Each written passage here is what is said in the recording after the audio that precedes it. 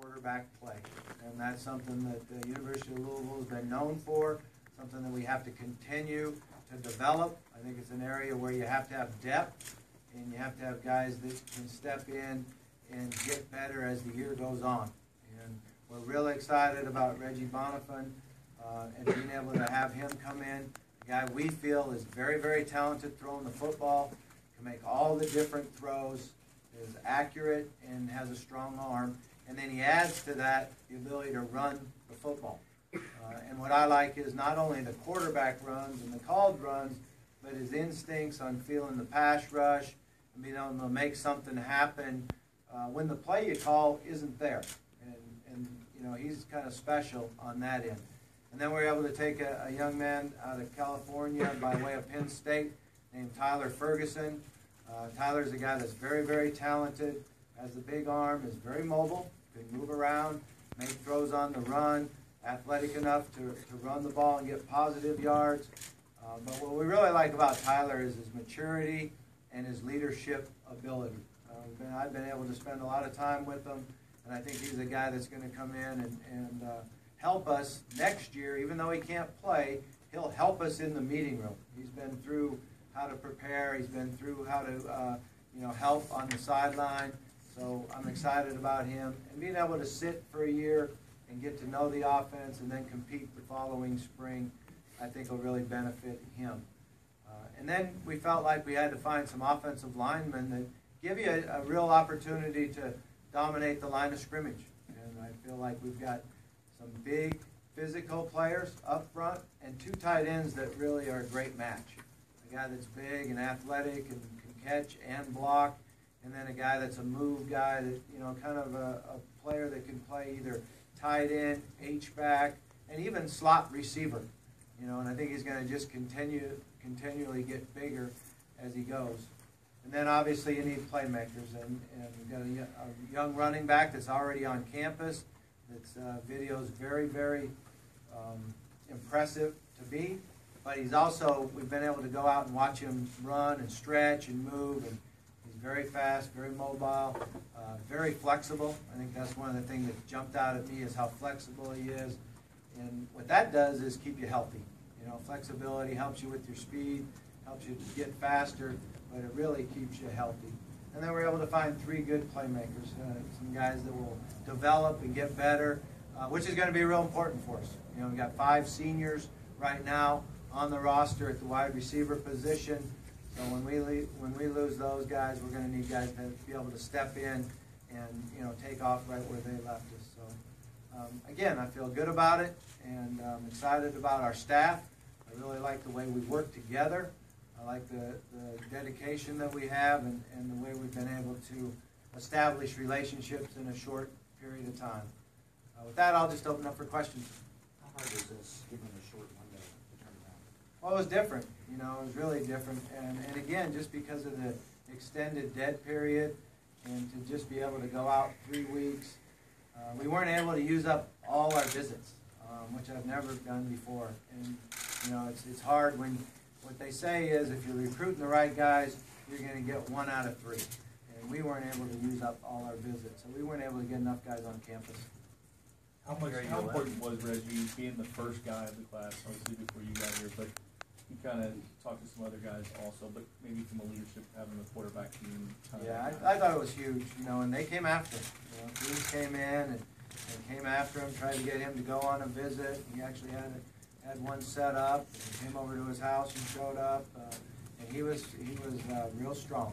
You know, he stuck to his word. He really wants to play here. Mom and Dad want to see him play here, and we think he's going to be a fabulous football player for us. And he did help us. You know, he helped us with the other players. He came over on what would be referred to for him as an unofficial visit, while other players were on their official visits, just to hang out and help recruit. Any chance that any of these guys would play MSU? You know, what we try to do is get them all ready to go. You know, and my philosophy is that from today on, we have to have them start preparing to play next fall. So we're able to give them material where they can study, start to learn our offense, learn our defense. I think it really helps them mentally to go into the weight room and work with the idea that I'm going to go in there and play next fall. When they change the rules and you're able to bring freshmen in and pay for their summer school, you start seeing more and more freshmen play. Simply because, there's always an adjustment period. They're going to be here first couple weeks in the summer, and they're going to stumble and fall and do things they normally don't do, simply because they're out of their comfort zone and there's a lot of anxiety. After a couple weeks, they'll look around and go, oh, you know what, I can play with these guys. After a couple more weeks, they'll look around and say, yeah, I'm gonna compete to start. In the old days, when you could only bring them in 3 days before camp started, they still had that period of adjustment, but you were trying to get ready for a game, so it was harder to play true freshmen. You say you like to add on to this. How many more can you see being added to this class? Yeah, maybe 2 or 3. We still have some scholarships available, and we wanted to leave a couple open, simply because we feel like there's going to be some guys now available and some guys we're recruiting right now. And then also the possibility of when you sign someone next year at mid-year to be able to count it back to this year's initials. Do you like the size that you brought in, those big offensive linemen? I do. I like the size, but also the athletic ability. The ability to move and kick and redirect while they're pass pro. I think it's a really, really good combination. A couple big, tall offensive tackles, and then, some guys that can play inside. When you add these guys into your team for the fall, what are some of your strengths for 2014? What are some things that you wish they could have that on? That's a great question, because when we got here, we go immediately on the road. So we actually know these recruits better than we do our own players right now. And that's what's going to be fun for us, is from here on out, we get to start going in the weight room, watching them work out. We'll have our mat drills, and we get to start knowing our team and knowing our players.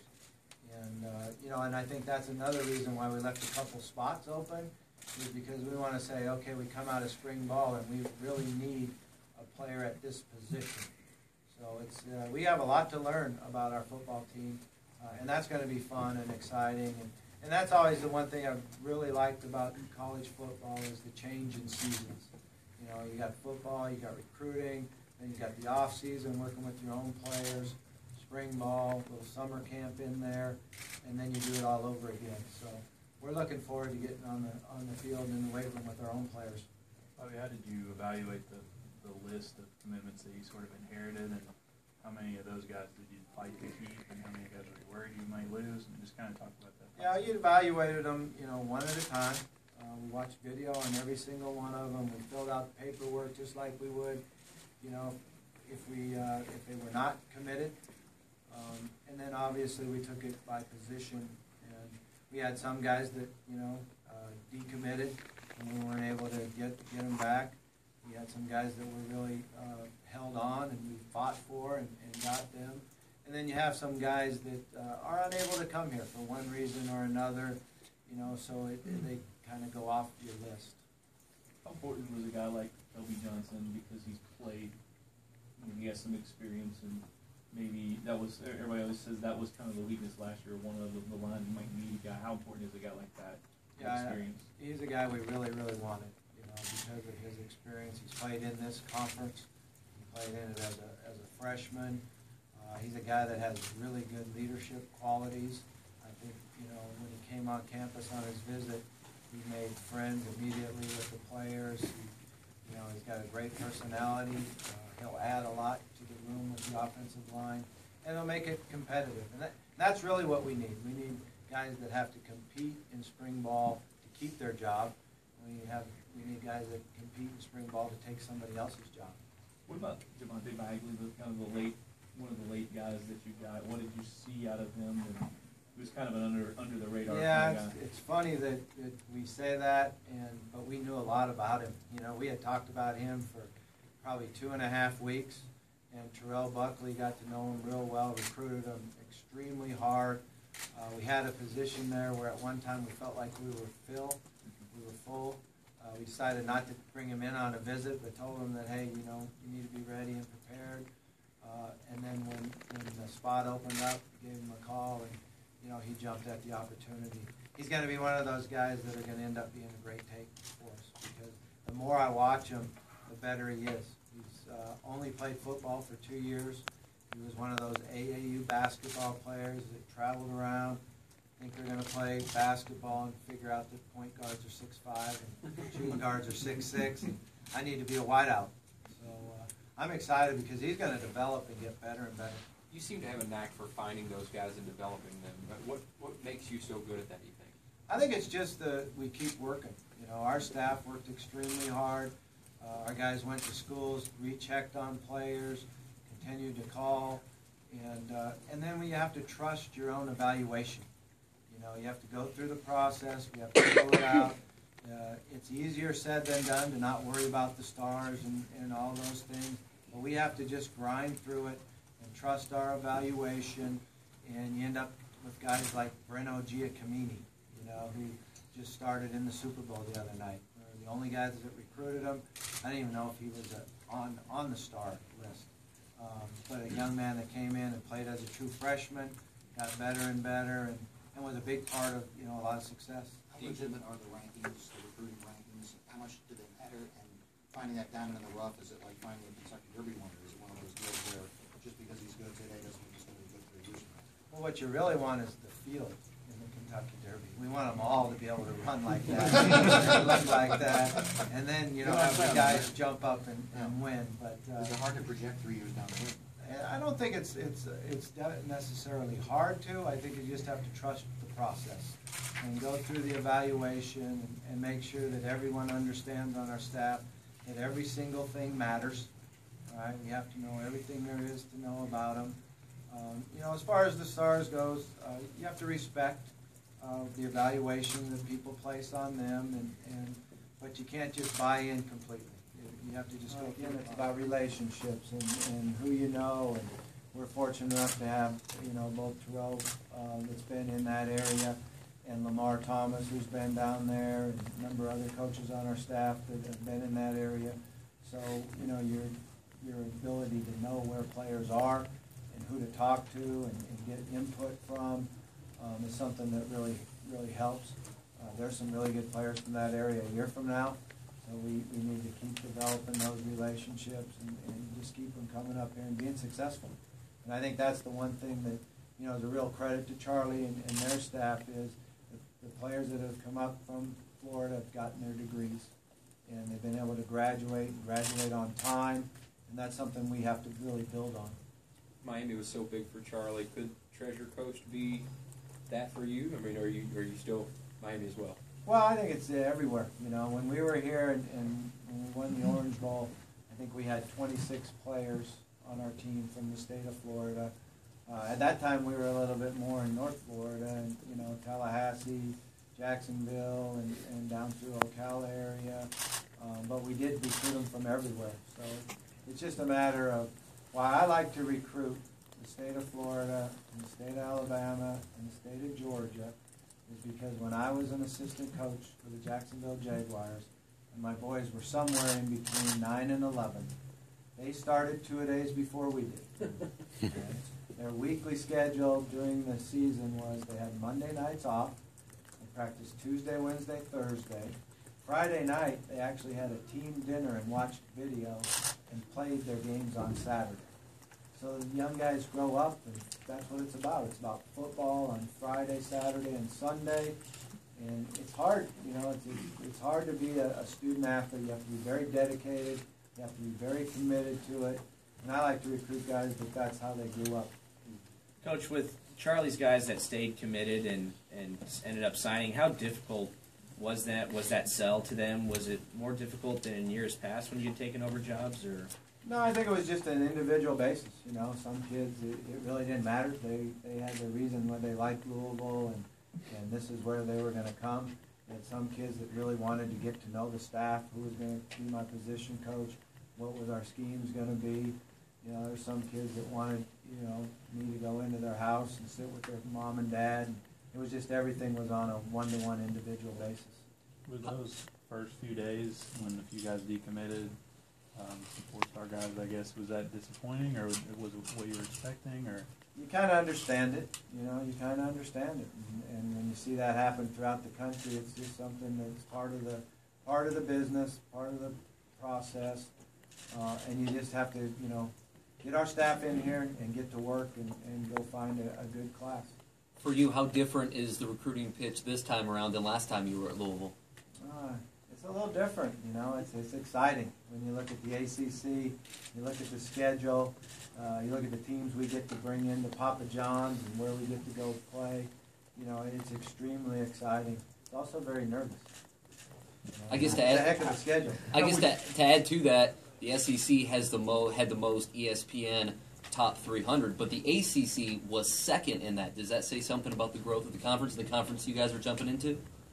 Probably does. You know a lot more stats than I do. You know, we've been working all day.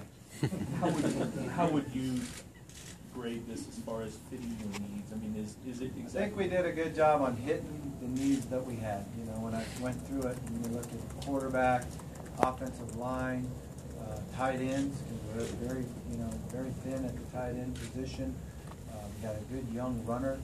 Defensively, when you look at the secondary guys that we got, the size and length, I think at the linebacker spot, and the flexibility. You know, when you look at guys that can play both inside and outside at the linebacker spot, the defensive ends that are going to grow and, you know, play over the tackles and play inside shade of the tackles, maybe knock down and nickel situation.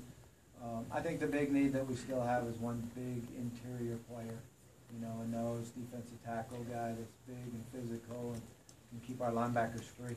Is that where a junior college guy could really step in if you're still looking to add 2-3 more people? Yeah, you know, we not necessarily. You know, we like the players that are on the roster and what we've been able to see in the video, but you're looking at depth. And right now we don't have enough numbers at the interior spot. Could one of those offensive linemen that you've got there, could they step into a defensive tackle spot? Oh, no. You're keeping those guys. No, it's different body type, you know, and different skill set. So defensively, you're looking for guys that are a little quicker twitch, a little more powerful, and, you know, can turn and run. I always say the hardest job there is to play offensive line, because you have to go backwards and block some of the greatest athletes that there are on the defensive front. So it's a total different creature, I guess, or animal that you're looking for. There are times when you recruit a number of defensive linemen, and then one might move over and be a guard or a center. Talking with Jimmy Terry, he's talking about the roller coaster of the recruiting process and getting the call on Sunday that Louisville's now looking at him. Can you talk about that process with him and just how wild it is to find a guy that late? Well, it's just come down to a connection down there. A guy that I know real well, and said, man, there's a really good offensive lineman at this place. I know the head coach there. I'm really good friends with his son, who's the head coach at West Georgia. So once I figured out who it was and where we were going, and then you throw the video on, and I had every coach in the room, you know, give their input on where we should go with Jimmy. You know, and it was just about unanimous that every person thought we should take him because we were filled up at that spot. And when you break it down and you go, okay, these are the number of offensive linemen we're going to take, these are the number of defensive linemen, the slots for the old linemen were full. So now you have to make a decision, and something you always try to live with is never turn down a great player. And that's what our staff felt, that his abilities and his size and movement, his ability to snap his hips, was special and something we felt would be a really good player for us. How many guys were you recruiting when you were at Western, and did that benefit you that you knew some of those guys, and was it difficult that maybe that you were trying to all of a sudden get a higher level of guy than maybe you were recruiting them? Yeah, I was pretty much completely different. The level of athlete that we were going after here was different than at Western, and I don't think we recruited one guy that we had there. The 3 guys that are already enrolled, how much does obviously them being here now in spring practice, is that going to benefit those guys? Oh, a lot, and I'm really excited about them. We've already had a couple of them gain 10 pounds, get bigger and stronger already.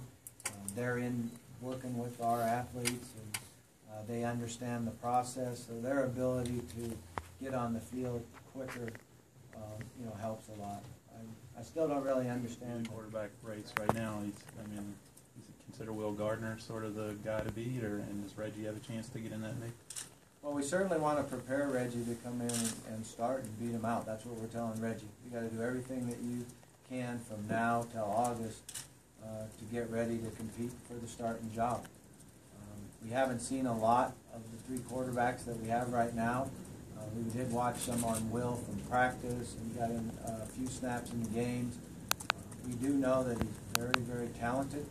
He's got a big arm and very intelligent. He understands the offense, or he will understand the offense. He understands concepts of football, let's put it that way. He really knows what's going on out there. He knows about coverages. And everything we know about him, you know, he's going to compete to be the starter in spring. But it'll certainly be open, you know. Somebody's got to jump in there first, so it'll be Will, simply because he left, you know, last year as the number 2. But they get to determine that on the practice field. All right, you guys good? Do you have a spot open on your coaching staff, or do you have guys that kind of shuffled into there from the guys that you've already got here? No, we do. Yeah, we're going to hire a safety coach, a guy that will help us in recruiting, and then kind of get the staff the way we were going to get it. Todd wants to coordinate from the outside linebacker spot, so L.D. Scott will coach the interior defensive lineman, and then Tony will stay with the inside linebackers, and Terrell will coach the corners, while the guy come in and coach the safeties and be the recruiting coordinator. Do you have a timetable on that? Quickly. How much? Obviously, you get this day, but you always then you have to start. You can't take any time off in recruiting where you focus on the future. Yeah, and actually that's what we worked on today. You know, next year's class. I do feel like we're already behind. You know, normally when you're in a full cycle, you've already known where all the juniors are, and you're making your sophomore list. And you know, you'd like to, you know, have a lot of the recruiting done, so your last week is focused strictly on the next year's class. So we're behind. We've got some work to do, but we will catch up.